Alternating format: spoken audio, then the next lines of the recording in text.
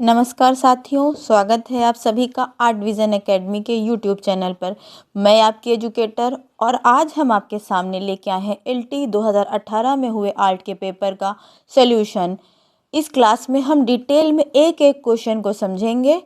Class में अंत तक बने रहिए। तो आज हम शुरू करते हैं अपने इस क्वेश्चन पेपर का पहला क्वेश्चन। चलिए शुरू करते हैं क्लास को। ये एलटी 2018 का पेपर है, आज एक्सप्लेन कर रहे हैं एलटी 2018 का पेपर। पहला क्वेश्चन है, सूची 1 को सूची 2 से क्या करना है, सुमेलित करना है। इसमें रियोनिज्म है, रियलिज्म है, रिनेसा है और रोमांटिसिज्म है। रियोनिज्म जिसे हम क्या कहते हैं, किरणवाद कहते हैं। हम लोगों ने पढ़ा है किरणवाद के बारे में और सिलेबस में भी अच्छे से समझा है। किरणवाद, इसका समय पीरियड 1910 से 1920 है। मॉस्को रूस में चला। इसके कलाकार मिखाइल लारियानो, नटालिया हैं। तो यहाँ पे क्या दिया है, लारियानो। तो रियोनिज्म को इनसे मिला लीजिए। तो ए का 1, ऑप्शन में ए का 1 ये है, ये बी वाला आंसर हो जाएगा। फिर है रियलिज्म। रियलिज्म जिसे हम क्या कहते हैं, यथार्थवाद कहते हैं। यथार्थवाद में हम लोगों ने पढ़ा है कि यथार्थवाद के 2 पार्ट हैं, एक प्राकृतिक यथार्थवाद और एक सामाजिक यथार्थवाद। तो ये क्या है, ये प्राकृतिक यथार्थवाद के बारे में बात कर रहा है, सामाजिक यथार्थवाद के बारे में बात कर रहा है, जिसके चित्रकार कुर्बे और दोमी है। तो यहाँ पे क्या है, कुर्बे। ऑप्शन में इनको कुर्बे से ऐड करिए। फिर उसके बाद है रिनेसा। रिनेसा के बारे में सभी को अच्छे से पता होगा, रैफेल। यहाँ के 3 फ्लोरेंस के 3 कलाकार है, विंची, एंजिलो और रैफेल। तो रिनेसा यानी पुनर्जागरण का, रैफेल। यहाँ रोमांटिसिज्म है, रोमांटिसिज्म यानी मैक्स बेकमैन। इनका इनसे कोई संबंध नहीं था। इन्होंने कुछ कार्य सिर्फ रोमांटिसिज्म, स्वच्छंदतावाद के तौर पे किया है, इसलिए यहाँ पे ये कलाकार मिलाने को दिया है। तो यहाँ पे ये 3 से ही आंसर मिल जाएगा, ये बी वाला। रोमांटिसिज्म यानी स्वच्छंदतावाद में मैक्स बेकमैन कलाकार नहीं थे।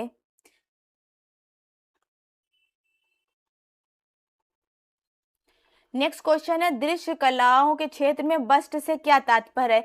बस्ट हम पहले बता चुके हैं, जो हम कैसे पासपोर्ट साइज की फोटो होती है ना, सेम वही उतनी मूर्ति जब बनाई जाती है तो उसको बस्ट साइज या आवक्ष प्रतिमा कहते हैं। तो यहाँ पे क्या ऑप्शन है, आवक्ष प्रतिमा। अमूर्त प्रतिमा, खंडित प्रतिमा नहीं होगी, आवक्ष प्रतिमा बस्ट साइज की प्रतिमा है। दृश्य कला में यानी चित्रकला में बस्ट का संबंध किससे है, बस्ट का संबंध आवक्ष प्रतिमा से है। और फिर उसके बाद देखिए, ये मोस्ट इंपॉर्टेंट लाइन, इसको ध्यान रखिए। तमिलनाडु के ईशा योग फाउंडेशन में, कहाँ पर, स्थान का नाम देखिए, ईशा योग फाउंडेशन में स्थापित योगी शिव की आवक्ष प्रतिमा। कौन सी प्रतिमा, किनकी, योगी शिव की आवक्ष प्रतिमा। कितने metre, 112 metre. Guinness book of world record में दुनिया की सबसे ऊंची आवक्ष प्रतिमा। अभी तक दुनिया के सबसे ऊंची प्रतिमा के बारे में पढ़ा गया है और भारत की सबसे ऊंची, लेकिन दुनिया की सबसे ऊंची आवक्ष प्रतिमा के बारे में, इसलिए इसको याद रखिए। नेक्स्ट क्वेश्चन है, यूरोप की आधुनिक चित्रकलाकार में पॉल गॉगिन किस कलावाद से संबंधित है। पॉल गॉगिन किस बात से संबंधित है, तो पॉल गॉगिन हम लोगों ने कई बार पढ़ा है। पॉल गॉगिन का संबंध उत्तर प्रभाववाद से है, जिसका समय पीरियड 1880 से लेकर 1904 है। लेकिन पॉल गॉगिन से भी प्रेरित होकर कुछ कलाकारों ने कुछ कला आंदोलन को स्थापना की थी। वो कौन से कला आंदोलन है, जैसे जंगलवाद के सारे कलाकार वो पॉल गॉगिन से बहुत ही प्रेरित थे। तो यहाँ ऑप्शन हो जाएगा, यूरोप की आधुनिक चित्रकला में कलाकार पॉल गॉगिन किस कलावाद से जुड़े हैं, तो यहाँ जंगलवाद ऑप्शन हो जाएगा। क्योंकि जंगलवाद के जो भी कलाकार थे वो किससे, पॉल गॉगिन से प्रभावित थे। ऑप्शन में मान लीजिए यहाँ पे जंगलवाद भी ना हो तो यहाँ पे पॉल गॉगिन से प्रतीकवाद भी हो जाएगा, ध्यान रखना है। अगर पॉल गॉगिन से हो तो प्रतीकवाद, जंगलवाद और उत्तर प्रभाववाद, ये तीनों वाद पूरी तरह से पॉल गॉगिन पर प्रभावित है। तो यहाँ पे देखिए जंगलवाद या फाववाद है, तो यहाँ फाववाद, जंगलवाद, ये ऑप्शन सिर्फ कंफ्यूज करने के लिए दिया गया है। अगर इनको पॉल गॉगिन पूछना था तो ये पूछ सकते थे उत्तर प्रभाववाद भी, लेकिन इन्होंने जंगलवाद नाम दिया सिर्फ कंफ्यूज करने के लिए। तो यहाँ देखिए जंगलवाद है। अगर आगे चल के ये दे दे प्रतीकवाद, तो प्रतीकवाद के सारे कलाकार पूरी तरह से पॉल गॉगिन से प्रभावित थे।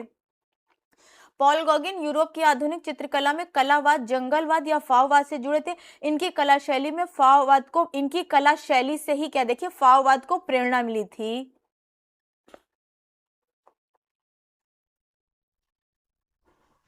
नेक्स्ट क्वेश्चन है, उस यूरोपीय चित्रकार का नाम बताइए जिसने भारत में ईजल तथा ऑयल पेंटिंग का श्री गणेश किया। तो यहाँ पे क्या होगा, ईजल तथा ऑयल पेंटिंग का श्री गणेश करने वाले भारत में कौन थे, टिली कैटल थे।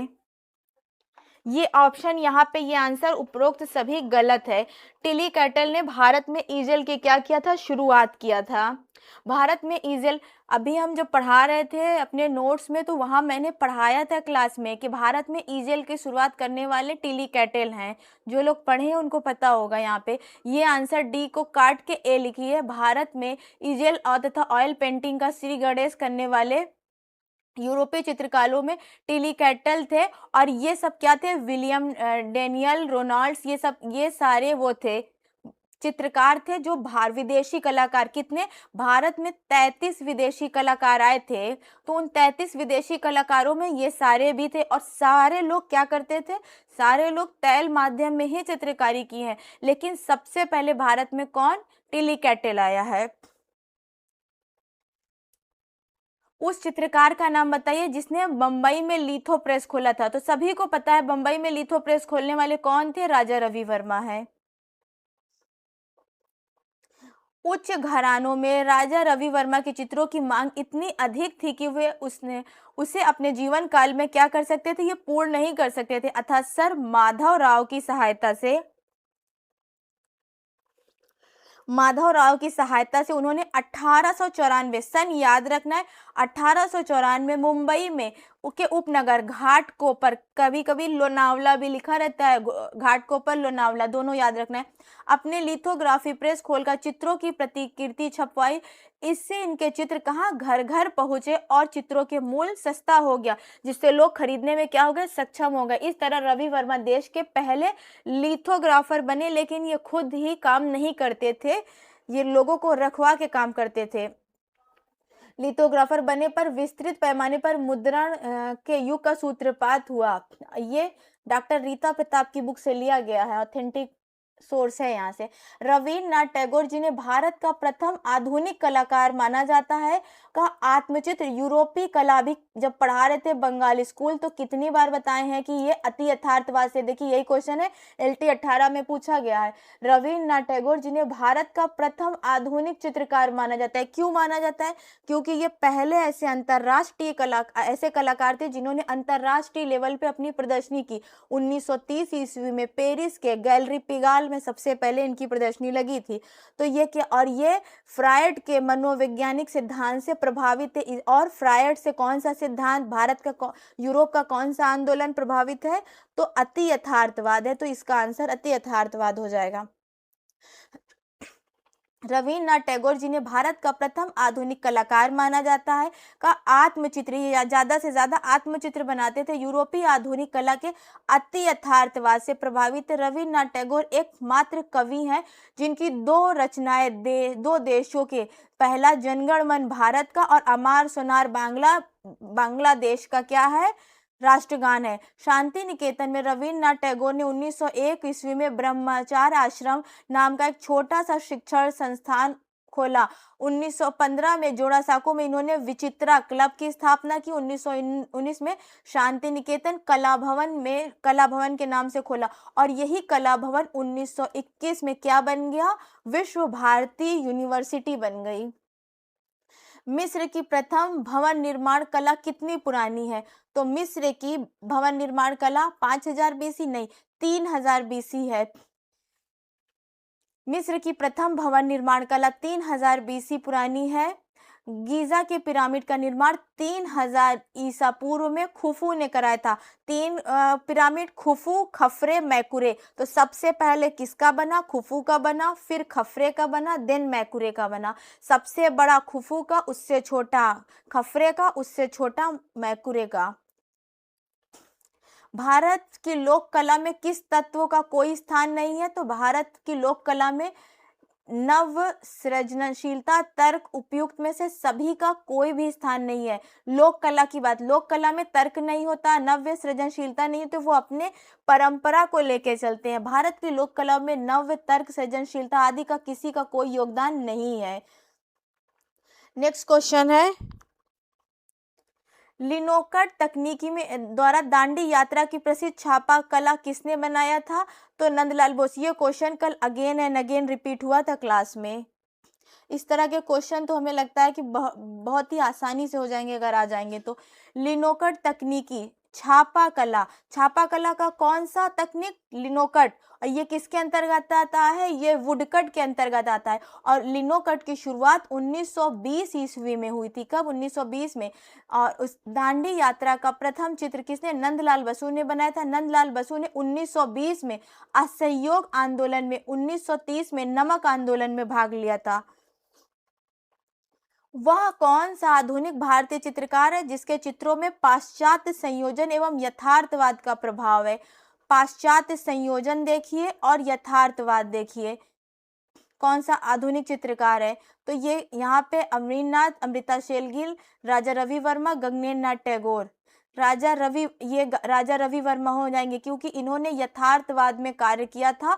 और यहाँ पे अमृता शेरगिल भी हैं, लेकिन दोनों में से राजा रवि वर्मा को इसलिए माना जाता है क्योंकि पहले के कलाकार हैं और ज्यादा से ज्यादा मॉडल बिठाकर, यथार्थ का मतलब है सामने किसी को बैठा के एकदम सारी चीजें यथार्थता बनाना, तो राजा रवि वर्मा। पाश्चात्य संयोजन में संयोजन कौन सा था? पाश्चात्य था। यथार्थ का प्रभाव था, राजा रवि वर्मा ने चित्रों में दिखाई देती है। राजा रवि वर्मा यथार्थवादी चित्रकार थे। इनको बोला जाता है, जैसे अभी पढ़े रविंद्रनाथ टैगोर अति यथार्थवादी, तो राजा रवि वर्मा क्या थे? यथार्थवादी थे। वह कौन सा चित्रकार है जो ऐसा मानता है कि चित्र में रंग हाथों से नहीं भरे जाते अपितु रंग विधान मस्तिष्क की देन है? तो माइकल एंजेलो ने कहा था, इनका कथन था कि चित्र में रंग हाथों से नहीं भरे जाते। मान लीजिए हम कोई चित्र बना रहे हैं और हमारे मस्तिष्क में वो चित्र है ही नहीं कि हम यहाँ ये रंग भरेंगे, यहाँ वो रंग भरेंगे, और हम बिना मस्तिष्क के, बिना दिमाग लगाए बस ऐसे ही उल्टा सीधा रंग भर दे, तो क्या वो रंग सही होगा? पहले हम अपने दिमाग में सोचते हैं कि यहाँ ये रंग होगा, वहाँ वो रंग, तब वो अच्छा लगता है। तो उनका कथन है, चित्र रंग हाथों से नहीं भरे जाते अपितु रंग विधान मस्तिष्क की देन है। ये किसका कथन है? एंजेलो का। माइकल एंजेलो एक ऐसे चित्रकार थे जिनका मानना था कि चित्र में रंग हाथों से नहीं भरे जाते अपितु रंग विधान मस्तिष्क की देन है। फ्लोरेंस के चरम पुनरुत्थान का दूसरा महान कलाकार, अगर ये दूसरा महान कलाकार है तो पहले कौन थे? पहले विंची थे, दूसरे ये थे, तीसरे राफेल थे। दूसरा महान कलाकार एंजेलो थे। यह प्रधानता मूर्तिकार और गौरता चित्रकार थे तथा वास्तुकार और कवि भी थे। इन्हें क्या कहा जाता था? ये कहते थे, इन्हें लोग संबोधित करते थे अ स्कल्पचर हु पेडेंट। ये याद कर लीजिए किसको कहा जाता था? माइकल एंजेलो को।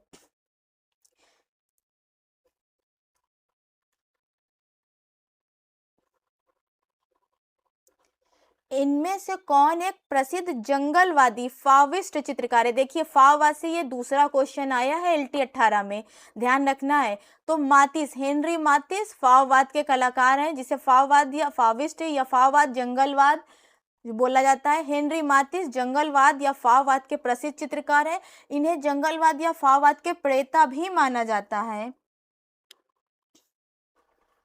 और इनका प्रथम चित्र कौन सा है? हरी पट्टी, याद रखना है, हो सकता है आगे हरी पट्टी से क्वेश्चन आ जाए। किस कलाकार के तुलिका आघात कैसे थे? रेंगते हुए सर्प के समान। तो वॉन गॉग के तुलिका कैसे चलते थे? रेंगते हुए सर्पों के समान चलते थे। क्लास में हम लोग पढ़े हैं इसको। विसेंट वैन गॉग के जो तुलिका थी, ब्रश थी, वो कैसे थे? रेंगते हुए सर्प के समान थे। और इनकी आत्मकथा जो इन्होंने खुद लिखी थी, कौन थी? लस्ट फॉर लाइफ, या लस्ट फॉर लाइफ, ये याद रखना है। मैन विद डॉग शिल्पकला किसकी है? तो ध्रुव मिस्त्री की है, मैन विथ डॉग। अभी तक ऐसा कोई भी क्वेश्चन नहीं आया है जो मुझे नहीं लगता है कि पढ़ा हुआ नहीं है। अभी तक जितनी भी क्लास हुई है, चाहे क्लास पूरी डिस्क्रिप्टिव रही हो या क्वेश्चन वाली, सारे क्वेश्चन पढ़े हुए आए हैं यहाँ से। मैन विथ डॉग ध्रुव मिस्त्री के द्वारा निर्मित मूर्ति शिल्प है। इनका जन्म अब ध्रुव मिस्त्री का जन्म 1957 ईस्वी को कहाँ हुआ था? गुजरात में हुआ था। ज्यामिति अमूर्तन कला के निमित्त किस कलाकार ने नियोप्लास्टिसिज्म का प्रयोग किया? अब नियोप्लास्टिसिज्म, इसको पहले समझिए कहते क्या, ये नव लचीलवाद है, जिसके बारे में हम अभी सिलेबस में भी बताए थे और पहले क्लास में भी बताए हैं। नव लचीलवाद, नौ लचीलवाद, हम बार बार बोल रहे थे ना, अल्पकालीन कला प्रवृत्ति से क्वेश्चन पूछा है। अल्पकालीन कला प्रवृत्ति, देखिए अल्पकालीन कला प्रवृत्ति से तीसरा क्वेश्चन आ रहा है। नौ लचीलवाद, जिसका समय पीरियड क्या है, 1910 ईस्वी से लेके 1931 ईस्वी है। ये कहाँ चला था? ये हॉलैंड में चला था। सिलेबस मेरा वो डेमो वाली क्लास उठा के देखिए, उसमें समझाए हैं हम। और यहाँ के चित्रकार थे पिएट मोंद्रियान और थियोवन डोइसबर्ग। तो ये पिएट मोंद्रियान यहाँ के चित्रकार हो जाएंगे। ज्यामिति अमूर्तन कला में नियोप्लास्टिसिज्म, जिसे नव लचीलवाद कहा जाता है, का प्रयोग पिएट मोंद्रियान ने किया था। ललित कला में नियोप्लास्टिसिज्म का अर्थ प्रथम विश्व युद्ध के तुरंत बाद डच चित्रकार पिएट मोंद्रियान, जिनका जन्म 1872 और मृत्यु 1944 में हुई थी, द्वारा विकसित ठोस कला औचित्य ज्यामिति शैली थी। फिर नेक्स्ट क्वेश्चन है मिलान से। के एस कुलकर्णी, अमृता शेरगिल, आरा और रजा से है। के एस कुलकर्णी का संबंध कहाँ से था? इनका संबंध बेलगांव से था। अमृता शेरगिल का संबंध बुडापेस्ट हंगरी से था। के एच आरा का संबंध कहाँ से था? आरा का संबंध ये हैदराबाद से थे। और रजा मध्य प्रदेश, इनका जन्म, ये सबका जन्म पूछा है। जैसे अमृता शेरगिल हंगरी में, बुडापेस्ट, के एस कुलकर्णी बेलगाम में, आरा हैदराबाद में और रजा मध्य प्रदेश बावेरिया में जन्मे थे। तो इसका आंसर हो जाएगा डी वाला। नेक्स्ट क्वेश्चन है, इनमें से कौन एक उच्च पुनर्जागरण काल के चित्रकार नहीं है? देखिए क्वेश्चन नेगेटिव में है, ध्यान देना है। तो कौन नहीं है? माइकल एंजेलो, ये भी है, राफेल सेंजियो, विंचीतो, फर्नांड लेजे। अब फर्नांड लेजे अगर यहाँ के नहीं है तो कहाँ के हैं? ये घनवाद के हैं। फर्नांडेज कहाँ के हैं? घनवाद के कलाकार हैं। याद रखना है, चारों ऑप्शन को अच्छे से पढ़ना है। ये तीनों कहाँ के? रिनेसा के, पुनरुत्थान के। फर्नांडेज घनवाद के। घनवाद का समय पीरियड 1907 से लेकर 1925 था और ये फ्रांस में चला था घनवाद। इसके कलाकार Picasso, Braque, John Juan Gris और फर्नांडेज थे। उच्च पुनर्जागरण काल के चित्रकार फर्नांडेज नहीं थे, जबकि अन्य सारे पुनर्जागरण कालीन चित्रकार हैं। यूरोपीय चित्रकला के अधीन किस कला में आप हेरोग्लिफ अथवा चित्रलिपि का अध्ययन करते हैं? तो मिस्र की कला में। यूनान, हॉलैंड, इटली नहीं, मिस्र की कला में हेरोग्लिफिक या चित्रलिपि का अध्ययन किया गया था। फिर है घनवाद का घोषणा पत्र किसने तैयार किया था? अभी हम यहाँ देखिए, घनवाद का समय पीरियड क्या है? 1907 से लेके 1925 तक है। कहाँ चला था? फ्रांस में चला था। Picasso, Braque, John Juan Gris और फर्नांडेज कलाकार थे। और इसका घोषणा पत्र किसने लिखा था? तो गुलियाम एपोलिनेर थे, जो पिकासो से मिले थे। उसके बाद इन्होंने कहा था कि हम आपके घनवाद का प्रचार प्रसार करेंगे। घोषणा पत्र लिख के इसको कहाँ छपवा दिया था? पत्रिका में। तो ये कौन थे? गुलियाम अपोलिनेर। 1902 ईस्वी में प्रकाशित पुस्तक एस्थेटिक के लेखक कौन है? तो ये क्रोचे हैं। एस्थेटिक, यहाँ पे सन दिया है, एक लेखक इसके और हैं, तो यहाँ पे सन के हिसाब से क्रोचे हो जाएंगे। 1902 में प्रकाशित पुस्तक एस्थेटिक के लेखक कौन है? क्रोचे हैं। निम्न मूर्तिकारों पर विचार कीजिए और उनके जन्म के वर्ष के अनुसार। देखिए यहाँ जन्म पूछा, इसीलिए सारे चित्रकार, आधुनिक चित्रकार, मूर्तिकार जितने आते जा रहे हैं उनका जन्म याद करते चलिए। क्रम सजाना है यहाँ पे, तो क्रम मृणालिनी मुखर्जी, रामकिंकर बैज, नागजी पटेल, बलबीर सिंह कट। सबसे पहले किनका? रामकिंकर बैज 1910 ईस्वी में जन्मे थे। मृणालिनी मुखर्जी 1949 ईस्वी में जन्मी है, 1949। नागजी पटेल 1937 में। बलबीर सिंह कट कब हुए थे? 1939 ईस्वी में, 39। तो यहाँ पे ऑप्शन क्या हो जाएगा? 2। सबसे पहले रामकिंकर बैज, ये वाला आंसर सही हो जाएगा, ए वाला ऑप्शन।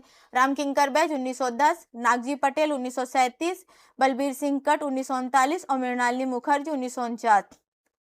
बलबीर सिंह कट ही एक ऐसे कलाकार हैं जो वाराणसी में रहते थे और ये एक दिन सुबह मॉर्निंग वॉक के लिए निकले थे और आज तक इनका पता नहीं चल पाया है। ये लतिका कट के हस्बैंड थे कि आज भी ये क्या है, जीवित हैं या मृत हैं। ये ऐसे गुमशुदा कलाकारों की लिस्ट में आते हैं। भारतीय समकालीन कला के युग में कलकत्ता ग्रुप की स्थापना किसने की थी? अब देखिए, कलकत्ता कला ग्रुप की स्थापना में यहाँ राम किंकर बैज, पारितोष सेन, रथिन मित्रा और निरोध मजूमदार है। यहाँ प्रदोष दास गुप्ता के बाद यहाँ पे ऑप्शन आना चाहिए परितोष सेन, लेकिन यहाँ आंसर निरोध मजूमदार दिया। आयोग ने भी निरोध मजूमदार ही माना था। तो ये क्वेश्चन पे काफी विवाद भी हुआ था, बाद में शायद एफ हुआ था या नहीं, मुझे पता नहीं है। भारतीय समकालीन कला के युग में, वैसे ये इसमें दोनों आंसर सही होना चाहिए। भारतीय समकालीन और ज्यादा इसकी आंसर होने की संभावना है। भारतीय समकालीन कला के युग में कलकत्ता ग्रुप, जिसकी स्थापना 1943 ईस्वी में हुई थी, निरोध मजूमदार ने किया था। इसके अन्य सदस्य प्रदोष दास गुप्ता, रथिन मित्रा आदि थे। इसकी स्थापना 1943 कोलकाता में हुई थी। ये डिस्क्रिप्शन थोड़ा सही नहीं है। इसके संस्थापक प्रदोष दास गुप्ता थे और सदस्य में पारितोष सेन और निरोध मजूमदार और रथिन मित्रा, गोपाल घोष आते हैं। कला एक ऐसा संसार है, किंतु कला एक संसार नहीं, किंतु संसार को समझना है, या हमें कला हमें क्या करती है, तैयार करती है। यह कथन किसका है? केशव मलिक का है। केशव मलिक का कहना है कि कला संसार नहीं है, लेकिन कला क्या करती है, हमें संसार को समझना सिखाती है। देखिए, यहाँ से कला साहित्यकारों से क्वेश्चन आया है कथन से। कला एक संसार नहीं है, किंतु संसार को समझना कला हमें तैयार करती है। यह केशव मलिक का है। उत्तर प्रदेश के उस कलाकार, उत्तर प्रदेश से भी क्वेश्चन आया है, उत्तर प्रदेश के उस कलाकार, उस प्रसिद्ध कलाकार का नाम बताएं जिनका जन्म कहाँ? नरेंद्र नगर टिहरी गढ़वाल में हुआ था। तो अवतार सिंह पवार का जन्म टिहरी गढ़वाल में हुआ था। अवतार सिंह पवार उत्तर प्रदेश के प्रसिद्ध मूर्तिकार थे। इनका जन्म नरेंद्र नगर टिहरी गढ़वाल में हुआ था। अवतार सिंह पवार 1929 ईस्वी में जन्म हुआ था इनका। यहाँ से इनका जन्म याद करिए। ये मूर्तिकार है, ये भी याद रखिए। उत्तर प्रदेश में कार्य करने वाले हैं और उत्तराखंड में जन्मे हैं। समकालीन भारतीय कला में कलकत्ता ग्रुप से दूसरा क्वेश्चन। कलकत्ता ग्रुप के एक ऐसे कलाकार का नाम बताइए जिनका जन्म बांग्लादेश में हुआ था। प्रदोष दास गुप्ता। समकालीन भारतीय कला में कलकत्ता ग्रुप के सदस्य प्रदोष दास गुप्ता का जन्म ढाका में बांग्लादेश 1912 ईस्वी में हुआ था। भारतीय कला बाजार की प्रथम अंतरराष्ट्रीय नीलामी क्रिस्टी द्वारा किस वर्ष हुई थी? तो अंतरराष्ट्रीय नीलामी क्रिस्टी के द्वारा 2013 में हुई थी। भारतीय कला बाजार की प्रथम अंतरराष्ट्रीय, इससे पहले सिर्फ राष्ट्रीय होती थी, लेकिन पहली अंतरराष्ट्रीय कहाँ हुई थी? नीलामी हुई थी 2013 में, अंतरराष्ट्रीय। ध्यान रखना है, बात अंतरराष्ट्रीय की, पूरे वैश्विक लेवल पे हो रही है। भारतीय समकालीन कला के दक्ष कलाकार। बेंद्रे की नारी आकृतियां किस शैली की याद दिलाती हैं? तो बेंद्रे की नारी आकृतियां बसोहली शैली की याद दिलाती हैं। तो आप क्या करिए, गूगल करके बेंद्रे की पेंटिंग देखिए और बसोहली शैली की पेंटिंग देखिए, क्या मैच करती है कि नहीं। भारतीय समकालीन कलाकार बेंद्रे की नारी आकृतियां बसोहली शैली की याद दिलाती है। वह कौन सा मुस्लिम चित्रकार है जिसने हिंदू देवी देवताओं का आधुनिक चित्रण किया था? तो एम.एफ. हुसैन है। इन्होंने हिंदू देवी देवताओं का आधुनिक चित्रण किया था और भारत माता चित्र इन्होंने ऐसा बना दिया था जिसके लिए इनको देश भी छोड़ना पड़ा था। एम.एफ. हुसैन मुस्लिम चित्रकार है जिसने हिंदू देवी देवताओं का आधुनिक चित्रण किया था। आपने हिंदू देवी देवताओं के ऊपर किए गए कला प्रयोगों के कारण इनकी काफी आलोचना हुई थी। एम.एफ. हुसैन का जन्म 1915 ईस्वी को महाराष्ट्र के पंढरपुर में हुआ था और 2011 में इनकी मृत्यु हुई थी। इनमें से कौन सा कलाकार, इनको कहा कि कतर की नागरिकता मिल गई थी जब भारत से इनको निकाला गया था। इनमें से कौन सा कलाकार आज बंगाल के प्रसिद्ध कलाकार हैं? तो गणेश हालोई। गणेश हालोई कौन है? आज बंगाल के प्रसिद्ध, यानी बंगाल के कलाकार हैं ये। इनमें से कौन? गणेश हालोई आज बंगाल का प्रसिद्ध कलाकार है और गणेश हालोई का जन्म 1936 ईस्वी को जमालपुर बांग्लादेश में हुआ था। ये क्या थे? तो दृश्य चित्रकार के रूप में जाने जाते हैं। इन्होंने अजंता गुफा की प्रतिलिपियां तैयार की थी। लेडी हेरिंघम की उसमें जो बनाई गई थी तब ये नहीं थे, इन्होंने बाद में बनाया होगा। वर्ष कब? 1957 से लेके 63 के बीच में। और वो 1909 से 10 में बनी थी। इनके प्रसिद्ध पुस्तक कौन थी? Frogs and snake. बैंड वाला श्रृंखला किसने चित्रित की थी? तो बैंड वाला श्रृंखला चंद्रमोहन कुलकर्णी ने चित्रित की थी। बैंड वाला चित्र श्रृंखला चंद्रमोहन कुलकर्णी की है। इनमें से कौन छापाकार नहीं है? अब देख रहे हैं यहाँ पे Rembrandt, Pablo Picasso, William black और थियोडोर जेरिकॉल्ट। थियोडोर जेरिकॉल्ट कहाँ के चित्रकार थे?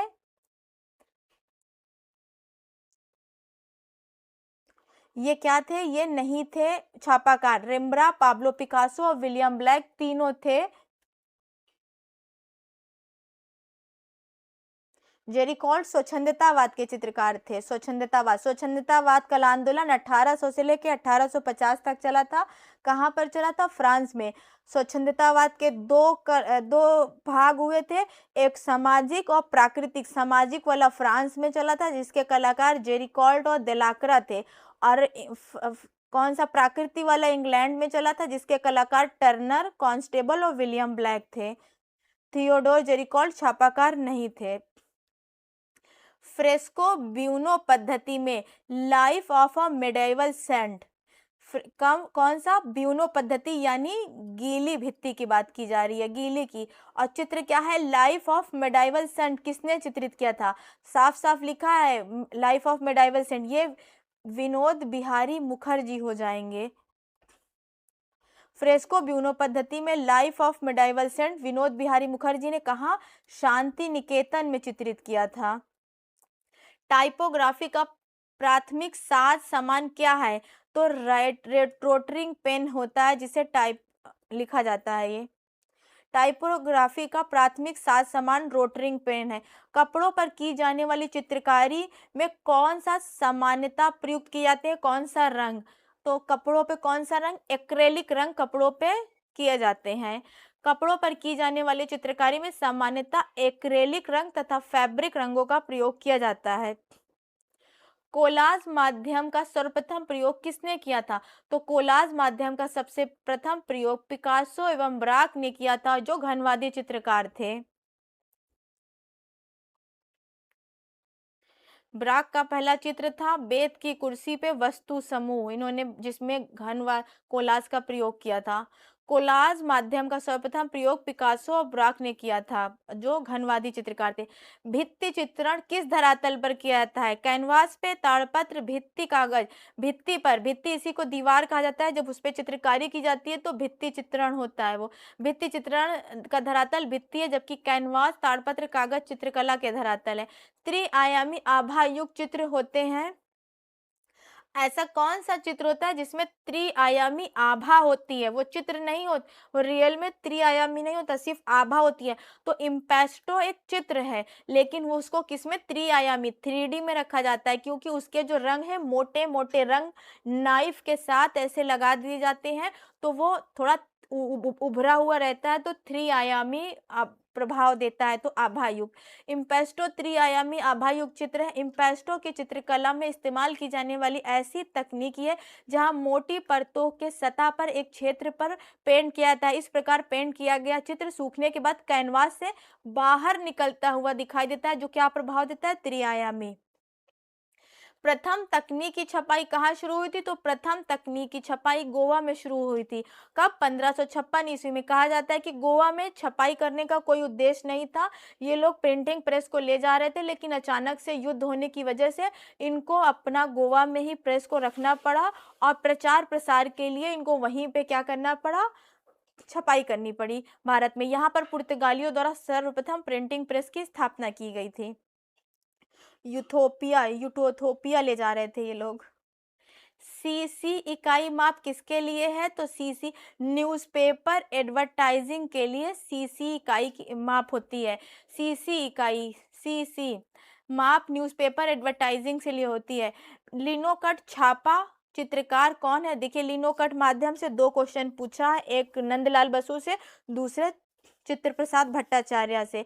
तो लिनोकट छापा चित्रकार कौन? चित्र प्रसाद, इनका पूरा नाम चित्र प्रसाद भट्टाचार्य है। जीवन समय क्या है? तो इनका 1913 में इनका जन्म हुआ था और 78 में मृत्यु हो गई थी। जन्म से ये दूसरा या तीसरा क्वेश्चन आ रहा है, वहां पे 3 मैचिंग थी, तो 3-4 एक साथ आ गए थे आर्टिस्ट। 1913 से 78, इसीलिए जन्म ज़्यादा से ज़्यादा आर्टिस्ट का याद करके जाइए। किस माध्यम में रेंगन करना अनिवार्य है? तो तैल माध्यम में रोगन करना अनिवार्य है, जिससे चित्रों में क्या आती है? चमक बढ़ती है और तेल रंग स्थायी होता है। तैल माध्यम में ये रेंगन नहीं है, रोगन है, करना अनिवार्य है। तैल माध्यम की खोज 15वीं शताब्दी में नीदरलैंड में कौन? जॉन वान आइक और हर्बर्ट वॉन आइक यानी आइक बंधु ने की थी। गगनेन नाथ टैगोर ने घनवादी चित्र किस तकनीक में बनाए थे? तो ये घनवादी चित्र स्याही रेखा चित्र में बनाए थे। 1921 में बनाना शुरू किए थे। 22 में स्टेला क्रैमरिस ने इनको घनवादी चित्रकार कहा था। गगनेन नाथ टैगोर ने घनवादी चित्र किस माध्यम में? स्याही रेखा चित्र तकनीक में बनाए थे। गगनेन नाथ टैगोर भारत के प्रथम घनवादी चित्रकार थे। 1912 में रवीन्द्रनाथ टैगोर की पुस्तक जीवन स्मृति का इन्होंने स्याही माध्यम में चित्रण किया था। इनके प्रमुख चित्र मेघदूत, प्रणयदूत, सात भाई चंपा, टेम्पल क्यूबिस, सीढ़ियों पर भेंट, ईशा गिरजाघर में प्रतिमा विसर्जन, बालरूम डांस, पुरी के भूदृश्य, फेरीलैंड आदि है। नेक्स्ट क्वेश्चन है, मोहनजोदड़ो की नर्तकी किस तकनीकी में कास्ट की गई है? ढोकरा कास्टिंग में। जब हम पढ़ा रहे थे सिंधु सभ्यता तो बताए थे मोहनजोदड़ो की नर्तकी कास्टिंग ढोकरा कास्टिंग में बनाई गई है। आधुनिक चित्रकार यामिनी राय की चित्रकला कौन सी चित्र विधा से प्रेरित थी? काली घाट। आधुनिक चित्रकार यामिनी राय की चित्रकला काली घाट पटचित्र के चित्र विधा से प्रेरित है। स्वर्णिम विभाजन सिद्धांत कहाँ के कलाकारों ने विकसित किया था? तो यूनान के कलाकारों ने। स्वर्णिम विभाजन सिद्धांत यूनान के कलाकारों में कौन? यूक्लिड ने। देवी प्रसाद राय चौधरी कहाँ के शिक्षण कार्य किया था? तो देवी प्रसाद राय चौधरी ने मद्रास में, तो government college of art craft Madras में। देवी प्रसाद राय चौधरी का जन्म 15 जून 1899 में, याद कर लीजिए इसको, 1899 में रंगपुर ताजहाट बांग्लादेश में हुआ था। Devi Prasad Rai Chowdhury government college of school art Madras में शिक्षण कार्य किया और 1958 ईस्वी को इनको क्या मिला था? पद्म भूषण मिला था। इनका पूरा नाम देवी प्रसाद राय चौधरी और शॉर्टकट में डीपी राय चौधरी। कला का वह कौन सा तत्व है? कला का वह कौन सा तत्व है जिससे किसी चित्र धरातल पे गुण की अनुभूति होती है? तो जिससे हमें अनुभूति होती है वो पोत होता है, जिसे इंग्लिश में हम क्या कहते हैं? टेक्सचर कहते हैं। वो कला का ही नहीं, कोई भी चीज़ हो, किसी भी वस्तु को जब हम अपने हाथ से छूते हैं तो उससे हमें जो अनुभव होता है वो क्या कहलाता है? पोत, टेक्सचर। पोत यानी टेक्सचर। किसी चित्र के धरातल गुण की क्या होती है? अनुभूति होती है। सेंगुइन क्या है? तो सेंगुइन एक रेखांकन हेतु लाल रंग की चौक होती है। सेंगुइन रेखांकन हेतु लाल रंग की चौक होती है। केरास्क्यूरो या चेरास्क्यूरो शब्द का अर्थ क्या होता है? तो एक चित्र में जब हम छाया प्रकाश दिखाते हैं उसी को क्या कहा गया? चेरास्क्यूरो या केरास्क्यूरो। भारत में कोलाज प्लेट प्रिंटिंग प्रक्रिया शुरू किसने किया था? तो ये कमल कृष्ण ने किया था। भारत में कोलाज प्लेट प्रिंटिंग कमल कृष्ण ने शुरू किया था। वर्जिन स्पेस किसे कहते हैं? जैसे मान लीजिए हम ये पेंटिंग बना रहे हैं, यहाँ पेंटिंग में, ये जो खाली जगह बची है इसी को वर्जिन स्पेस कहते हैं, खाली अंतराल। वर्जिन स्पेस खाली अंतराल को कहते हैं। मात्र काला और सफेद रंग से बने चित्रों को क्या कहा जाता है? तो वर्ण शून्य कहा जाता है। जब एक ही रंग से बनेगा यानी सिर्फ लाल से पूरी पेंटिंग बना दी गई, एक वर्ण, बहुत सारी पेंटिंग्स कलर से बनाई गई, बहुवर्णीय। काला और सफेद से बने चित्र को वर्ण शून्य कहते हैं। निम्नलिखित में से कौन सा अभिकथन सही पूछ रहा है? रेखांकन मूर्ति बनाने के लिए अत्यधिक महत्वपूर्ण है? नहीं। रेखांकन चित्रकला का व्याकरण है? चित्रकला सही हो सकता है कि हर सब्जेक्ट का एक व्याकरण ग्रामर होता है ना, वैसे चित्रकला का व्याकरण या ग्रामर क्या है? जो हम लोग फंडामेंटल पढ़ते हैं, कला के तत्व, कला के अंग, कला के सिद्धांत, वो सब क्या है? वो चित्रकला का या कला का क्या है? व्याकरण है। तो उसमें रेखा तो हम पढ़ते हैं, रेखा। सिर्फ चित्रकला महत्वपूर्ण है? क्यों सिर्फ चित्रकला ही महत्वपूर्ण और कुछ नहीं महत्वपूर्ण? आधुनिक कला में मात्र रेखांकन महत्वपूर्ण है, तो ये बी वाला आंसर सही हो जाएगा। चित्रकला के लिए किस आकार प्रकार के ब्रश का प्रयोग किया गया है? राउंड, फिल्बर्ट, फ्लैट, सभी किया गया है। अजंता भित्ति चित्र सर्वोत्तम उदाहरण है किसके? अजंता भित्ति चित्र ग्राफिक कला के, लोक कला के, मिश्रित माध्यम के, फ्रेस्को। यहाँ देखिए मिश्रित माध्यम है, लेकिन ये आंसर सही नहीं है। मिश्रित माध्यम कोई माध्यम ही नहीं है। कभी माध्यम प्रविधियों की पूरी बुक उठा लीजिए, पढ़ लीजिए, कहीं मिश्रित माध्यम दिया ही नहीं। टेम्परा दिया रहेगा अलग से, और फ्रेस्को अलग से दिया रहेगा। फ्रेस्को का मतलब फ्रेस्को सेस्को या फ्रेस्को ब्यूनो, या गीली भित्ति या सूखी भित्ति। तो यहाँ क्या है, यहाँ पे पूछ रहा है भित्ति चित्र सर्वोत्तम उदाहरण, यहाँ माध्यम तो पूछ नहीं रहा है। तो जो हम टेम्परा बताएं, तो ये क्या है, फ्रेस्को का है, फ्रेस्को सेस्को में बनी है। तो यहाँ पे आंसर फ्रेस्को सेस्को होना चाहिए जब भी इसको सही। लेकिन आधा से ज्यादा बुक में यहाँ ये मिश्रित माध्यम ही होगा। अगर किसी को कहीं मिश्रित माध्यम मिल जाए तो वो देख लेगा बुक में। तो यहाँ आंसर फ्रेस्को होना चाहिए। ईवी हेवल ने अजंता भित्ति चित्रों को मिश्रित माध्यम का उत्कृष्ट उदाहरण बताया है। क्यों बताया इन्होंने? इन्होंने कहा होगा कि टेम्परा और फ्रेस्को को मिला के मिश्रित, लेकिन मिश्रित कोई माध्यम नहीं है, या फ्रेस्को होना चाहिए।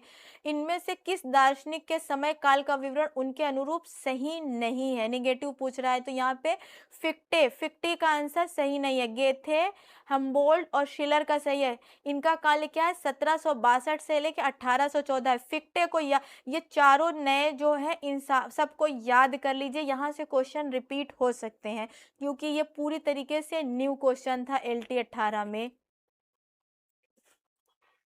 निम्नलिखित में से कौन सा भेद दार्शनिक हीगेल द्वारा बताए गए कला का वर्गीकरण का हिस्सा नहीं है? तो हम अभी जब डेमो क्लास ली थी उस समय भी बताए थे, प्रतीकवाद, स्वच्छंद और शास्त्रीय। इन्होंने 3 बताया है कला के भेद, अमूर्त नहीं बताया है इन्होंने। तो यहाँ आंसर अमूर्त हो जाएगा। अमूर्त चित्रकला में हीगेल द्वारा बताए गए कला के वर्गीकरण का हिस्सा नहीं है। इनके द्वारा लिखित प्रसिद्ध ग्रंथ न्याय के सिद्धांत दार्शनिक सिद्धांतों का विश्वकोश है। कला गुण,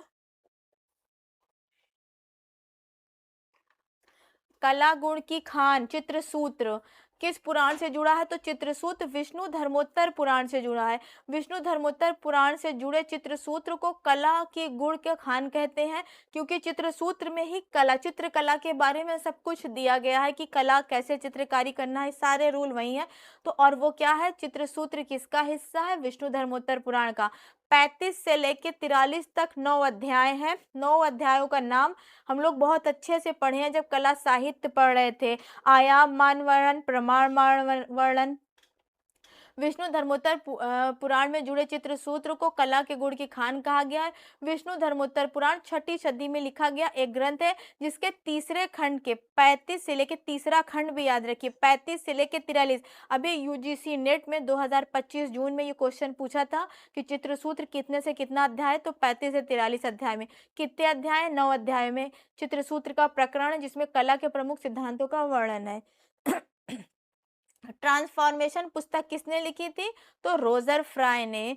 ट्रांसफॉर्मेशन पुस्तक किसकी है? रोजर फ्राई की है। और ये इन्होंने कब लिखी थी? ये इन्होंने 1926 ईस्वी में लिखी थी। उस पाश्चात्य कला मनीषी का, पाश्चात्य कला मनीषी का नाम बताइए जिसने कहा था कि कला हमारे जीवन का अभिन्न अनिवार्य अंग है। तो टॉलस्टॉय ने कहा था कि कला क्या है? हमारे जीवन का अभिन्न अंग है। क्योंकि उन्होंने क्या कहा है? कला को संचार बताया है, कम्युनिकेशन बताया कि कला क्या है? माध्यम है बात करने का। जब हम शब्दों से और वर्ड से और ध्वनि से अपने माध्यम को, बात को नहीं, अभिव्यक्ति को नहीं पहुंचाते, तो हम कला के माध्यम से पहुंचाते हैं। तो कला को संचार, कम्युनिकेशन किसने बताया है? तो टॉलस्टॉय। और संचार, कम्युनिकेशन हमारे जीवन का क्या है? एक अभिन्न अंग है। टॉलस्टॉय एक पाश्चात्य कला मनीषी थे, जिसने कहा था कि, क्या कहा था? कि कला हमारे जीवन का एक अभिन्न अंग है। ये सारे कथन को अच्छे से याद कर लीजिए जो TGT 18 में पूछा गया था। एक वृद्ध पुरुष की एक वर्णी रेखांकन व्यक्तित्व से आप कौन सा अनुभव करते हैं? एक वृद्ध की, यानी एक वृद्ध का एक वर्णी, सिर्फ एक वर्ण में, चाहे लाल से, चाहे पीले से, नीले से, कुछ भी बना दिया गया हो, उनका चित्र बना दिया होगा, तो आप उससे क्या अनुभव करेंगे? उससे आप एक वर्णी प्रभाव, चेहरा स्क्रो, आकार, उपयुक्त में से कुछ नहीं अनुभव करेंगे। वो वृद्ध की पेंटिंग तो वृद्ध की ही लगेगी, चाहे उसको एक रंग से बनाया जाए, चाहे 20 रंग से।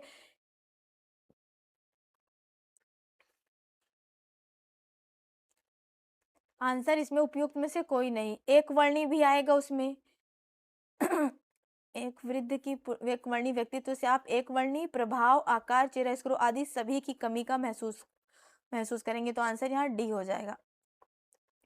महान दार्शनिक प्लेटो की दर्शन दीक्षा किस दार्शनिक की छत्र छाया में हुई थी? तो सबसे पहले क्या होगा? सुकरात हो जाएंगे, सुकरात के बाद प्लेटो हो जाएंगे, प्लेटो के बाद अरस्तु हो जाएंगे। तो इनके गुरु ये और इनके गुरु ये। तो ये प्लेटो के गुरु कौन थे? सुकरात थे। तो आंसर सुकरात। सुकरात का कथन था कि मैं जानता हूं कि मैं कुछ नहीं जानता। महान दार्शनिक प्लेटो के दर्शन दीक्षा सुकरात की छत्र छाया में संपन्न हुई थी। और अरस्तु के गुरु पूछेगा तो प्लेटो हो जाएंगे। एक प्राचीन शास्त्र का नाम बताएं जिसमें कला की 64 संख्या बताई गई। तो कला की 64 कलाएं किसमें बताई गई? कामसूत्र में। वात्स्यायन द्वारा रचित कामसूत्र में 64 कलाओं का वर्णन किया गया है, जिसमें चित्रकला को किस नाम से जानते हैं? आलेख्य नाम से। किस दार्शनिक का अभिमत है कि सौंदर्य ही अभिव्यंजना है?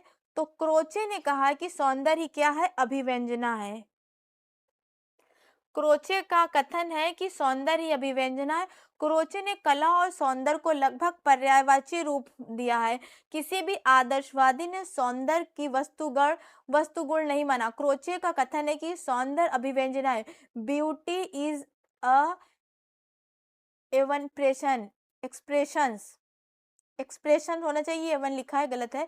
इसको इंग्लिश में भी याद कर लीजिए, कभी कदा सिर्फ नाम बदलने के लिए इंग्लिश में देता है, वहां से कंफ्यूजन होती है। क्रोचे ने लिखा है कि सौंदर्य के माने तो जिसका ध्यान कल्याणकारी हो, जिसका ध्यान हमें श्रेष्ठ मानव बनाता है। राजेंद्र वाजपेयी पुस्तक में लिखा है, पृष्ठ नंबर 111 पे, ये स्रोत है इसका। प्रिंसिपल ऑफ आर्ट के लेखक कौन है? तो आरजी कलिंगवुड है। प्रिंसिपल ऑफ आर्ट के लेखक आरजी कलिंगवुड है। प्रिंसिपल ऑफ आर्ट 1938 ईस्वी में कलिंगवुड ने लिखा था। कलिंगवुड महत्वपूर्ण ग्रंथ है। मेटा फिलॉसफी तथा तत्व मीमांसा, रिलीजन एंड फिलॉसफी इनके पुस्तक है। महान दार्शनिक अरस्तु ने कला की परिभाषा में किस तत्व को महत्व दिया है? तो अरस्तु ने क्या है? अनुकरण कहा है। और उन्होंने क्या कहा है? प्लेटो ने अनुकृति कहा है। तो अनुकरण का सिद्धांत। प्रसिद्ध दार्शनिक अरस्तु ने कला को परिभाषित करते हुए सर्वाधिक महत्व अनुकरण के सिद्धांत को दिया। अरस्तु ने अनुकरण के सिद्धांत के आधार पर कलाओं का वर्गीकरण किया है। देखिए यहाँ पे फिर दार्शनिकों से क्वेश्चन आया है, इनका क्रम लगाना है।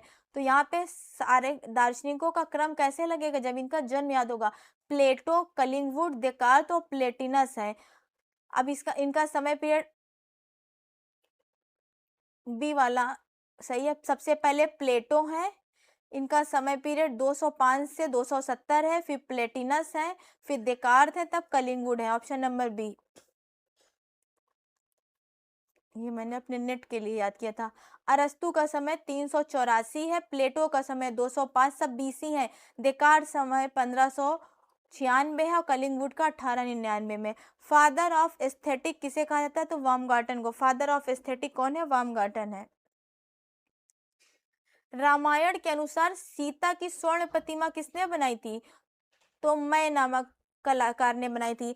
जब अश्वमेघ यज्ञ होने वाला था तो उस समय राम जी अश्वमेघ यज्ञ में बैठने वाले थे, तो उनको कहा गया कि वो कपल के साथ ही बैठेंगे, तो सीता जी की भी जरूरत पड़ी। सीता जी उस समय उनके पास नहीं थी, तो उनको मतलब वहां के उस समय जो जानकार लोग थे यज्ञों के, तो उन्होंने कहा कि आप सीता जी की प्रतिमा बनवाइए, वो भी सोने की बनवाइए और अपने साथ रखिए, तब आप इस यज्ञ को करिए। तब उन्होंने मैं नामक शिल्पी यानी मूर्तिकार को बुला के सीता जी की स्वर्ण प्रतिमा, सोने की प्रतिमा बनवाई थी। स्वर्ण प्रतिमा के अनुसार कौन सा? अश्वमेघ यज्ञ के समय। रामायण के अनुसार सीता की स्वर्ण प्रतिमा मैं जीत ने बनाया था। सिर्फ कभी कभी मैं लिख के आता है। कश्मीर के प्रसिद्ध सौंदर्य शास्त्री क्षेमेंद्र निम्नलिखित में से किस ग्रंथ को लिखा था? तो कला विलास को। इनमें इन्होंने 350 कलाएं बताई हैं। वह कौन भारतीय सौंदर्य शास्त्री है जिसने यह उक्ति लिखी है, यानी कथन है कि साहित्य संगीत कला विहीन है? तो भर्तृहरि। हमने उस दिन कथन में बताया था, साहित्य संगीत कला विहीन किसका है? भर्तृहरि का है। साहित्य संगीत कला विहीन या उक्ति भर्तृहरि की है और नीति द्वारा दिया गया है। निम्नलिखित में से कौन कथनों में कौन सही है? तो सौंदर्य वह शराब है जो रखने व देखने दोनों वालों को ही क्या बना देती है, नशीली बना देती है। प्रकृति की सुंदरता सौंदर्य का क्या है, प्रतिबिंब है। तो दोनों कथन सही हो जाएगा। सौंदर्य वह शराब है जो रखने में और देखने वाले दोनों को नशीली बना देती है। प्रकृति की सुंदरता सौंदर्य का प्रतिबिंब है। अतः उपयुक्त दोनों कथन क्या हो जाएंगे, सत्य हो जाएंगे। सौंदर्य भगवान का हस्तलेखा इमर्सन का कथन है। काम सूत्र की कला चित्रकला को किस नाम से संबोधित किया गया, अभी ऊपर भी पढ़ के आए, आलेख नाम से। वात्स्यायन कृत कामसूत्र में चित्रकला को आलेख नाम से संबोधित किया गया है। सौंदर्य उद्देश्य विहीन सौदेश है, यह उक्ति किसने दी थी, तो यह कांट ने दी थी। इस तरह के कथन सारे क्वेश्चन रट के जाइएगा। सौंदर्य उद्देश्यहीन सौदेश है, यह उक्ति कांट की है। भरत मुनि ने अपने ग्रंथ में कितने प्रकार के रसों का उल्लेख किया है, तो भरत मुनि ने 8 प्रकार के रसों का उल्लेख किया है। 9वां रस शांत रस है, अभिनव गुप्त ने दिया है। 8 प्रकार के नाट्य शास्त्र में। एडगर देगा द्वारा चित्रित चित्र बैले नर्तकी किस वाद से है, तो एडगर देगा प्रभाववाद से थे। प्रभाववाद के मूर्तिकार हैं, तो उनकी बैले नर्तकी भी तो प्रभाववादी ही होगी। एडगर देगा के चित्रित बैले नर्तकी का संबंध प्रभाववाद से है। अब प्रभाववाद के चित्रकार कौन कौन से हैं, एडवर्ड माने, क्लॉद मोहने, कामी पिसारो, Alfred Sisley, Edgar Degas, Auguste Renoir, Berthe Morisot, Toulouse Lautrec, James McNeill Whistler, Walter Sickert, Mary Cassatt, marks Lieberman, ये इतने सारे प्रभाववाद के कलाकार हैं। नाम रट लीजिए। चित्र बनाते समय क्या चित्रित किया जाए और सामान्यता उसकी प्रविधि के संबंध में स्पष्ट उल्लेख आप किस प्रमुख स्रोत से प्राप्त करेंगे, तो चित्र बनाते समय क्या चित्रित किया जाए, उसकी प्रविधि, उसके सिद्धांत, उसके सारी चीजें कहाँ से, कादम्बरी सम्रांगण सूत्र नहीं, चित्र सूत्र बताता है चित्रों के सारे रूल रेगुलेशन और टेक्निक को।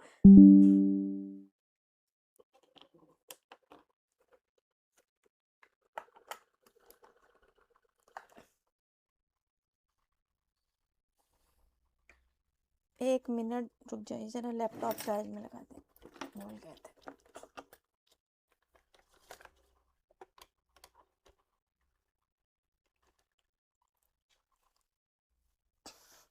चित्र सूत्र में चित्रकला के विभिन्न सौंदर्य सिद्धांतों का क्या है, उल्लेख है। कौन कौन से सिद्धांत, कला के 6 अंग जिसे हम षडंग कहते हैं, रूप भेदा, प्रमाणानि, भाव, लावण्य योजना, सदृश, वर्णिका भंग।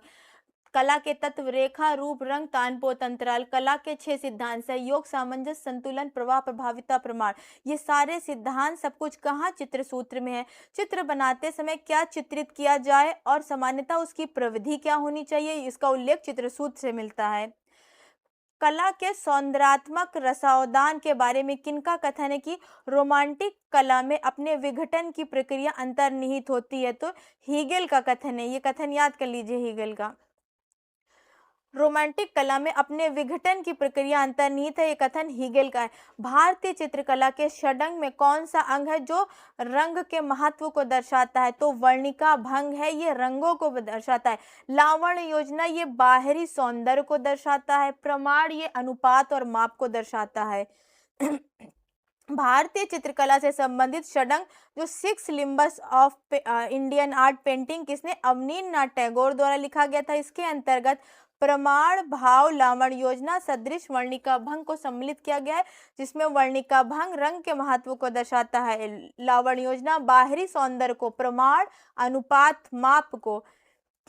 एक ऐसे कला संग्रहालय का नाम बताएं जिसमें कुषाणकालीन मूर्ति शिल्प व बेहद कुषाणकालीन मूर्ति शिल्प क्या है, संकलित है, तो मथुरा, नई दिल्ली, कोलकाता ये होगा नहीं। कुषाणकालीन मूर्ति शिल्प मथुरा में, कुषाण काल के 2 ही कला केंद्र थे, एक मथुरा दूसरा गांधार, तो मथुरा की जितनी भी सारी मूर्तियां थी कहाँ संग्रहित थी, मथुरा में। उस पाश्चात्य 20 क्वेश्चन बचा है, उसको भी और एक्सप्लेन करके तब क्लास खत्म करते हैं, 10-12 मिनट एक्स्ट्रा हो जाएगा। उस पाश्चात्य कला समीक्षक का नाम बताइए जिसने अपने लेखों के माध्यम से अजंता भित्ति चित्र के विराट सौंदर्य की सराहना की है। तो ईवी हैवेल ऐसे इंसान थे जिन्होंने कहा परंपरागत भारतीयता की ओर चलो और अपने चित्रों में भारतीयता को अपनाओ। किसको? मुगल को, अजंता को, सबको। पाश्चात्य कला समीक्षक ईवी हैवेल ने अपने लेखों के माध्यम से अजंता भित्ति चित्र के विराट सौंदर्य की सराहना की है। निम्नलिखित में से कौन सा एक सही मिलान नहीं है? तो अजंता गुड़िया संग्रहालय, अजंता क्या है? गुड़िया संग्रहालय है। कौन सही मिलान है? तो अजंता गुफा है, संग्रहालय नहीं है। सांची प्रसिद्ध स्तूप है, सही है। खजुराहो ललित कला विश्वविद्यालय, नहीं, खजुराहो मंदिर है। एलोरा प्रसिद्ध चर्च है, नहीं, तो आंसर बी हो जाएगा। सांची प्रसिद्ध स्तूप है, जबकि अन्य अजंता भित्ति चित्रण है, खजुराहो मंदिर है और एलोरा एक काष्म मंदिर है। राजा रवि वर्मा ने लिथोग्राफी प्रेस में अपने चित्रों की किस तकनीक से छपवाया था? तो ओलियोग्राफ, रंगीन लिथो जिसे कहते हैं। ओलियोग्राफ में इन्होंने कलर का यूज किया था, इसीलिए रंगीन कहते हैं। राजा रवि वर्मा ने लिथोग्राफ प्रेस से अपने चित्रों को ओलियोग्राफ तकनीक में छपवाया था। भारत के किस संग्रहालय में प्रसिद्ध मूर्तिशिल्प दर्पण में निहारती स्त्री प्रदर्शित है? तो ये राष्ट्रीय संग्रहालय नई दिल्ली में है। भारत के राष्ट्रीय संग्रहालय नई दिल्ली में प्रसिद्ध मूर्तिशिल्प दर्पण को निहारती स्त्री प्रदर्शित है। भारत के एक ऐसे प्रसिद्ध गुफा का नाम बताइए जहां पर एक भी भित्ति उपलब्ध नहीं है। अजंता, एलोरा, एलिफेंटा। एलिफेंटा में मूर्तियां हैं, भित्ति चित्र नहीं है। एलिफेंटा महाराष्ट्र स्थित गुफा मंदिर है जो अपने मूर्ति शिल्पों के लिए प्रसिद्ध है। पहले इसमें धारा नगरी के नाम से जाना जाता था, जिसे पुर्तगालियों ने एलिफेंटा नाम दिया। बादामी की गुफाओं की खोज किसने की थी? तो बादामी गुफाओं की खोज स्टेला क्रैमरिश ने की थी। बादामी की गुफाओं में किस वंश का? चालुक्य वंश से संबंधित है और वास्तुशिल्प में उत्कृष्ट विरासत है और इसकी खोज किसने किया था? स्टेला क्रैमरिस ने। धीमान और वित्तपाल किस शैली के प्रमुख चित्रकार थे? तो ये पाल शैली के चित्रकार थे। धीमान, वित्तपाल पाल शैली के प्रमुख चित्रकार थे। पाल शैली के विकास में इन दोनों कलाकारों का महत्वपूर्ण योगदान था। यह शैली केंद्र बंगाल, बिहार और नेपाल है। अजंता की गुफाओं की खोज किस वर्ष में हुई थी? तो 1819 ईस्वी में। अजंता की खोज 1819 ईस्वी में जॉन स्मिथ ने किया था। अजंता की गुफा को सबसे पहले हेनसोंग ने देखा था। महाराष्ट्र के औरंगाबाद जिले में है, बौद्ध धर्म से है। भारतीय चित्र में एवं मूर्तियों में देव आकृतियों के सिर के पीछे बने चक्र को क्या कहा जाता है? अग्नि चक्र। भारतीय चित्र एवं मूर्तियों में देव आकृतियों के सिर के पीछे बने चक्र को अग्नि चक्र का प्रतीक माना गया है। निम्न में से कौन सा एक विश्व के प्राचीनतम प्रागैतिहासिक चित्रकला का केंद्र है? तो अल्तामीरा ये क्या है? प्राचीनतम केंद्र है। सर्वप्रथम प्रागैतिहासिक केंद्र 1879 को अल्तामीरा कहाँ? स्पेन में हुई थी। इसकी खोज 12 वर्षीय मारिया सातुओला ने किया था। अजंता की किस गुफा के प्रवेश द्वार पर मैत्रेय अर्थात भविष्य बुद्ध का अंकन है? तो गुफा संख्या 2 में है। अजंता की दूसरी गुफा के प्रवेश द्वार पर मैत्रेय अर्थात भविष्य बुद्ध का अंकन है। एलोरा की प्रसिद्ध गुफा कैलाश मंदिर में उपलब्ध भित्ति चित्रों में कौन सी शैली को नई प्रेरणा दी गई है? तो तंजौर शैली को। एलोरा के प्रसिद्ध गुफा मंदिर में उपलब्ध जो भित्ति चित्र है उससे तंजौर शैली प्रभावित हुई है। जैन धर्म की सबसे प्राचीन सचित्र पांडुलिपि का रचना काल क्या है? तो 1060 है। जैन धर्म की सबसे पुरानी पांडुलिपि औघर नियुक्ति वृत्त है जो ताड़पत्र पे बनी है। इसका रचना काल 1060 है। दूसरी प्राचीनतम ग्रंथ निशीथ चूर्णी है, 1100 ईस्वी है। निशीथ चूर्णी जिनदास गणी द्वारा रचित है। राजस्थान की वह कौन सी प्रसिद्ध चित्र शैली है जो रंगों में सतरंगी आभा के लिए प्रसिद्ध है? तो बूंदी शैली रंगों में सतरंगी आभा के लिए प्रसिद्ध है। कलानुरागी राजा सावन सिंह ने राजस्थानी चित्र शैली का आश्रय क्या प्रदान किया था? तो ये किशनगढ़ है। सावन सिंह का संबंध किससे? किशनगढ़। बनी ठनी निहाल चंद सबका संबंध किशनगढ़ से। राजा सावन सिंह राजस्थानी चित्रशैली के किशनगढ़ से थे। बनी ठनी शैली का प्रसिद्ध चित्र है। इस शैली के चित्रकार मोर ध्वज निहाल चंद है। आनंद कंटिस कुमार स्वामी अपनी पुस्तक राजपूत पेंटिंग में सर्वप्रथम राजस्थानी चित्रकला का वैज्ञानिक विभाजन किया था। राजस्थानी चित्रकला को राजपूत चित्रकला के अधीन किस कलाविद ने रखा था? तो आनंद कंटिस कुमार स्वामी ने 1916 में। यह पुस्तक 1910 में लिखी गई थी और 16 में इसका प्रिंट हुआ था। भारतीय चित्रकला के प्रसिद्ध चित्रकार मौला राम किस शैली के थे? तो ये गढ़वाल के थे। भारतीय चित्रकला के प्रसिद्ध कलाकार मौला राम किसके थे? गढ़वाल चित्र शैली के थे। और इनके प्रसिद्ध चित्र गोवर्धन धारण है, जिसमें गोवर्धन धारण चित्र में जो कृष्ण जी हैं वो उनकी माला पैरों को छू रही है, इतनी लंबी माला बनाए हैं। वह कौन सा भारतीय कलाकार है जिसमें प्राचीनता व नवीनता का मिश्रण कर आधुनिक कला को जन्म दिया है? तो A.N. टैगोर ने, अवनीन्द्रनाथ टैगोर ने। अजंता की रेखा तथा मुगल राजपूत शैली का मिश्रण करके आधुनिक कला का नया रूप अवनीन्द्रनाथ टैगोर ने दिया था। चित्रकार अली रजा तथा उसका पुत्र हसन रजा किस शैली से बने थे? तो बीकानेर शैली। अली रजा व उसका पुत्र हसन रजा बीकानेर शैली के प्रसिद्ध चित्रकार थे। निम्नलिखित में से कौन सही मिलान नहीं है? यहाँ पूछ रहा है कौन नहीं है, तो मंसूर पशु पक्षी के था, सही है। रामदास गढ़वाल के लिए थे। मनोहर दास रामायण आधारित थे। तो कुशनलाल समुद्र के चित्रकार, यही मिलान नहीं है।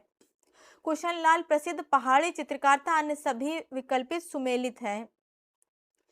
A.N. टैगोर की पुनर्जागरण से तकनीकी की दृष्टिकोण से भारतीय चित्रकला की क्या देन है? तो अवनीन्द्रनाथ टैगोर ने भारतीय चित्रकला को पुनर्जागरण में वास्तु चित्रण दिया है। जैन चित्रकला की आरंभिक मूर्तियां किस प्रसिद्ध गुफा से मिलती हैं? तो जैन चित्रकला सित्तनवासल से मिलती हैं। जैन चित्रकला आधुनिक मूर्तिकला सित्तनवासल गुफा से प्राप्त है। तमिलनाडु में स्थित सित्तनवासल गुफा 7वीं शताब्दी की है। प्रागैतिहासिक चित्रकला का धरातल क्या था? तो शिला था, पत्थर शिला। इनमें से कौन प्रसिद्ध कला समीक्षक थे? केशव मलिक। इनका ऊपर कथन भी आया था, केशव मलिक से 2 क्वेश्चन आए थे। केशव मलिक प्रसिद्ध कला समीक्षक थे। शाहजहां उसके बेटे को किसने चित्रित किया था? तो गोवर्धन नामक चित्रकार ने शाहजहां और उसके बेटे को चित्रित किया था। गगनेन्द्र नाथ टैगोर ने ए क्यूबिस्ट सिटी किस माध्यम में बनाया था? तो जल रंग माध्यम में। गगनेन्द्र नाथ टैगोर ए क्यूबिस्ट सिटी जल रंग माध्यम से चित्रित किया था। गगनेन्द्र नाथ टैगोर का जन्म 1867 ईस्वी को कोलकाता में हुआ था। इनके प्रसिद्ध चित्र रात्रि में शहर हैं।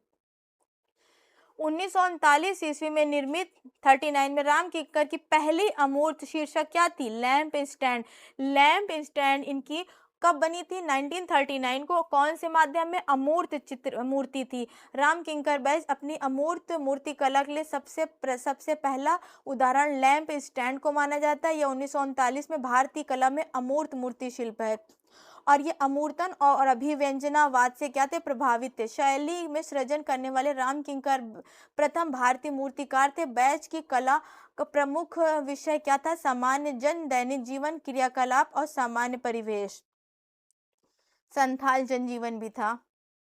नेक्स्ट क्वेश्चन है, कला महाविद्यालय के प्राचार्य के रूप में E.V. हैवेल ने अपने विद्यार्थी को किस शैली के लघु चित्रों की प्रतिलिपि बनाने के लिए प्रोत्साहित किया था? तो मुगल का। कंपनी अथवा पटना शैली के सबसे पहले किस नगर में पल्लवित हुई थी? तो मुर्शिदाबाद में। कंपनी अथवा पटना शैली सर्वप्रथम मुर्शिदाबाद में बंगाल में पल्लवित हुई थी, जबकि पटना शैली का पूर्ण विकास पटना बिहार में हुआ था। प्रसिद्ध चित्रकार रविन्द्रनाथ टैगोर को नोबेल कब मिला? 1913 में, गीतांजलि पर। प्रसिद्ध मुगल चित्रकार मीर सैयद अली ने अधिकांश लघु चित्र किस मुगल सम्राट के संरक्षण में बनाए थे? तो अकबर के संरक्षण में। फारसी चित्रकार मीर सैयद अली ने सर्वाधिक चित्रण मुगल शासक अकबर के शासनकाल में बनाए थे। मीर सैयद अली ग्रामीण दृश्य चित्रकार थे और यह तबरेज निवासी था। निम्नलिखित में से कौन सही मिलान पूछ रहा है? निहाल चंद किशनगढ़ के थे, सही है। डोडिया बूंदी के, निसार दीन गढ़वाल के, और शहाबुद्दीन मेवाड़, यहाँ पे ऑप्शन नहीं पूछना चाहिए कि कौन सही नहीं है, तो निसारुद्दीन गढ़वाल के नहीं थे। उपयुक्त विकल्पों में निसारुद्दीन गढ़वाल से थे, बाकी निसारुद्दीन ने 1605 गढ़वाल के नहीं थे, बाकी इन्होंने 1605 में रामायण रागमाला चावंड चित्रित किया था, कहाँ, मेवाड़ के थे, ये गढ़वाल के नहीं थे। फिर अभिकथन देखिए, इसमें कथन भी आता है, गोवर्धन जहांगीर के समय में मुगल दरबार का कलाकार था, ठीक है, और उसने अकबरनामा के लिए काम नहीं किया, तो दोनों सही है। बस 5 क्वेश्चन और बचे हैं। Master of mountains Nicholas Roerich, इनका जन्म 1874 में सेंट पीटर्सबर्ग रूस में जन्मे प्रख्यात चित्रकार Nicholas Roerich master of mountain भी कहा जाता है, और इनके पुत्र स्तिस्लाव रोरिक प्रसिद्ध चित्रकार थे। फिर यहाँ पे क्या आता है, सुमेल करना, घनवाद, अभिव्यंजना, अतियथार्थवाद, उत्तर प्रभाव। घनवाद के पिकासो हैं, ए में 3, यही आंसर हो जाएगा। अभिव्यंजनावाद, अतियथार्थवाद, उत्तर प्रभाववाद। अभिव्यंजनावाद के कौन है, मुंक हैं। अति यथार्थवाद के डाली हो गए, और उत्तर प्रभाववाद के कौन हो गए, वान गॉग हो गए। निम्नलिखित में से कौन सही सुमेलित नहीं है? लुब्र संग्रहालय पेरिस में है, न्यूयॉर्क में नहीं है, यही नहीं है, सुमेलित नहीं है। लुब्र संग्रहालय पेरिस फ्रांस में नहीं है, लुब्र संग्रहालय विश्व का सबसे बड़ा संग्रहालय है।